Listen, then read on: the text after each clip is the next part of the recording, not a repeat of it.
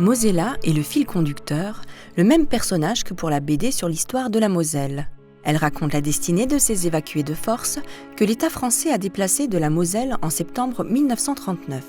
48 pages inspirées de beaucoup de documentation, Charlie a acheté une vingtaine de livres et effectué des recherches sur le net. La guerre est déclarée le 1er septembre, le 2 septembre. Un gendarme vient à la mairie, il donne une enveloppe au maire dans laquelle il dit voilà, ce soir à 17h, toute la population s'en va. On donne le département, mais pour l'instant, il y a un lieu de rassemblement quelque part en Moselle. Et à 17h, tout le monde s'en va. Donc les gens sont là. Il faut s'imaginer, les femmes sont pratiquement seules avec les enfants parce que les hommes sont mobilisés. Sinon, il y a les personnes âgées. Donc c'est l'affolement général. Vous ne pouvez emmener que 30 kilos de vêtements par personne. Et donc, qu'est-ce qu'on fait avec les animaux? Alors, évidemment, tous les gens ont des vaches ou des chevaux. Donc ceux-là, on peut les emmener. Et qu'est-ce qu'on fait avec les cochons, le lapin, les poules? On les lâche à la nature. Faut imaginer ça, mettre ça dans la tête des gens. Là, on est en 39, on n'est pas en 2020. Et à 5 heures, tout le monde est là, le curé en tête, et beaucoup d'institutrices ont accompagné les évacués. Et donc il y avait 2 ou 3 jours de voyage jusqu'à arriver à la gare, donc quelque part en Moselle. Et puis là, il y avait encore 2 ou 3 jours d'attente, et après on partait. Alors c'était très souvent dans des wagons bestiaux.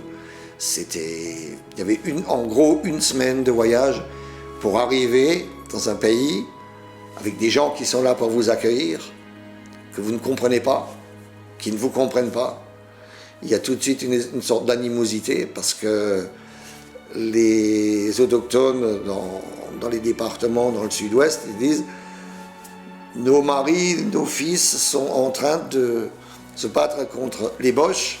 Et vous êtes des Boches parce que vous parlez leur langue. Donc, de l'incompréhension, en fait, des situations dramatiques souvent, cocasses aussi, mais finalement, tout ça finit par s'arranger. En fait, la bande dessinée s'est terminée, les 5 dernières pages, je l'ai consacrée à la famille Sprung, parce qu'elle est révélatrice, leur histoire est révélatrice dans tous les sens du terme par rapport à ce qu'on a pu endurer et subir, ce que certaines familles ont pu endurer et subir. Parce qu'ils ont été évacués, quand ils sont revenus, les Allemands les ont expulsés, les ont spoliés, leur ont pris leurs biens, parce que tout simplement, c'est des villages dans lesquels les Allemands ont agrandi le camp militaire de Bitche.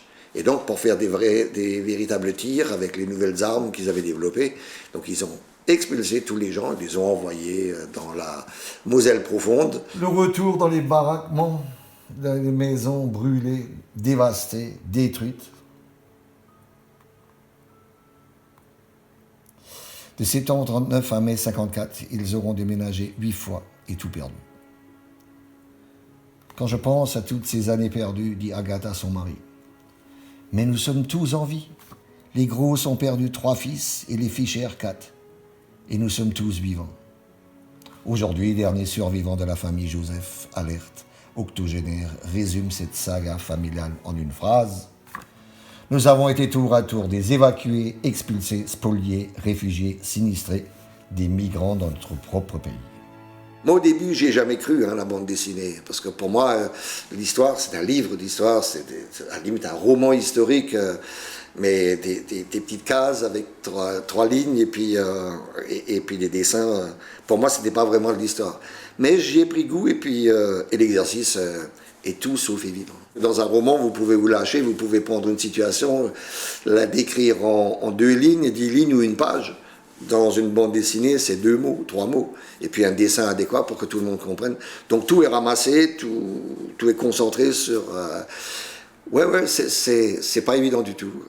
La symbiose entre le scénario et le dessin est essentielle. Les textes vont de pair avec les images. Nous sommes bien ici dans un rapport d'intimité et de complicité. On a fait notre première bande dessinée en 2013, et c'est la 8e. Et voilà, on forme un vrai petit couple. Et puis, pas toujours évident, comme dans tout couple, parce que le scénariste Et il trouve qu'il n'a jamais assez de place pour mettre assez de texte. Et puis le dessinateur, il pense exactement la même chose par rapport à ses dessins. Non, on travaille, j'écris d'abord, je lui envoie, il essaye de mettre en page, il met en page. Et puis il me renvoie et il me dit comment tu trouves, tu ne crois pas qu'il y a trop de texte? Donc là, je sors la tronçonneuse, on dilague. Et après il remet ça dedans, il me dit toi ça va mieux, hein, ça respire mieux. En fait il y a toute une technique, il faut aussi que quand le lecteur il ouvre, il est devant une page, il faut qu'il se rende compte qu'il y a un équilibre, quoi, qu'il n'y ait pas des pavés de texte. D'après les retours d'informations qu'ils ont eus, tout est à peu près conforme à la pénible réalité. Présents sur la foire vendredi, samedi et dimanche, ils ont pu signer 200 BD très rares. Ah, j'ai toujours aimé écrire.